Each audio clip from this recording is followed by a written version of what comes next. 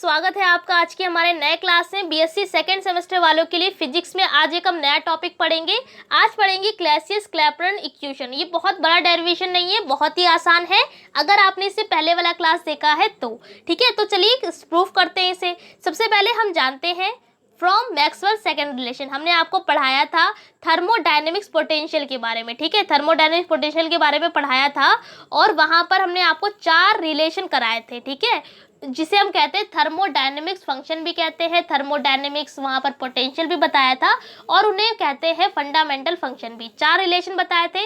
पहला था हमारा इंटरनल एनर्जी के टर्म में बताया था, दूसरा हमारा था वहाँ पे हेल्महोल्ट्ज फंक्शन, तीसरा था हमारा वहाँ पे गिब्स फंक्शन और चौथा हमने पढ़ा था एंथैल्पी। तो चारों रिलेशन जो थे वो मैक्सवेल के थे। किसके थे? मैक्सवेल ने दिए थे। तो जो पहला वाला था इंटरनल एनर्जी वाला, उसे मैक्सवेल का फर्स्ट रिलेशन कहते हैं। ऐसे दूसरे वाले को मैक्सवेल का सेकंड रिलेशन, तीसरे वाले को मैक्सवेल का थर्ड रिलेशन और चौथे वाले को मैक्सवेल का फोर्थ रिलेशन। ठीक है, तो इसी के अकॉर्डिंग अगर आपने पहला वाला क्लास देखा है तो बहुत अच्छी बात है। अगर नहीं देखा है तो जाकर जरूर देखिएगा। डिस्क्रिप्शन में हम आपको लिंक दे देंगे और या तो आप प्लेलिस्ट अलग से बनी हुई है, आप जाकर देख सकते हैं। तो यहाँ पर हम जानते हैं, इसीलिए हमने आपको वो पहले ही करा दिया था क्योंकि हमें आपको ये टॉपिक कराना था। फिलहाल देखिए, यहाँ पर हम पढ़ चुके हैं सेकंड रिलेशन, तो हमने यहाँ पर डायरेक्ट लिख दिया। कैसे आया, क्यों आया, किस तरीके से आया, तो भाई आपको जाकर देखना पड़ेगा।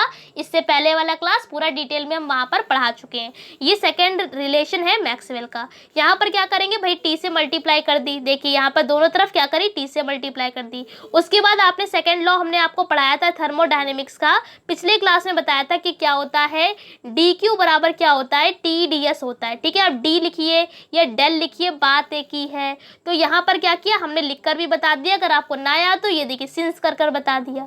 तो यहाँ पर क्या करेंगे, जहाँ पर आपका ये जो लिखा हुआ है टी डेल एस, इसकी जगह आप रख सकते हैं डेल क्यू।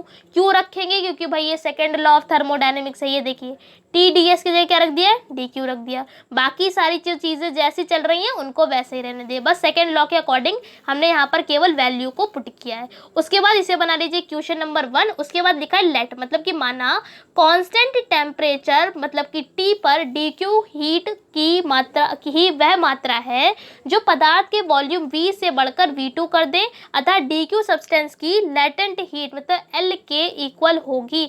ये भाई लेटेंट हीट को गुप्त ऊष्मा भी कहते हैं, इसे याद रखिएगा। तो इस नाम से भी हो सकता है पूछ लिया जाए आपसे। तो ये छोटी छोटी सी बातें हैं, इन्हें याद रखिएगा। ज़्यादा कुछ नहीं किया, बस मैक्सवेल का सेकंड रिलेशन हमने यूज़ करके पहले टी से मल्टीप्लाई करी, सेकंड रिलेशन आपको बताया मैक्सवेल थर्मोडायनेमिक्स का और वैल्यू पुट करके आपके सामने पहले इक्वेशन बना ली। उसके बाद लेटेंट हीट के लिए यहाँ पर ये देखिए, लेटेंट हीट के लिए ये जो हमारी इधर बराबर में जो चल रहा है इसको वैसे रहने दिया जो हमारा राइट हैंड साइड पे है, जो हमारा लेफ्ट हैंड साइड पे है। तो लेटेंट हीट के लिए आप इस पूरी वैल्यू की जगह क्या पुट कर देंगे, L अपॉन में V2 माइनस V1। ये कैसे आया, ये देखिए यहाँ पर साफ साफ कहा गया है कि जो हमारा क्या होगा वॉल्यूम क्या हो जाएगा किसी भी पदार्थ का, V1 से बढ़कर V2 हो जाएगा। और जब भी हम निकालते हैं वॉल्यूम तो ज़्यादा वाले में से कम वाला घटाते हैं, तो क्या लिख दिया V2 माइनस V1। और हीट जो होगी वो क्या होगी, यहाँ पर टेम्परेचर पर यहाँ पर लिखा हो हीट क्या होगी, उसे हम हीट को हटाकर क्या लिख देंगे, लेटेंट हीट लिख देंगे। तो क्यू को हटाकर हमने एल लिख दिया, बस इतना सा किया है, बाकी सारी चीज़ें सेम है।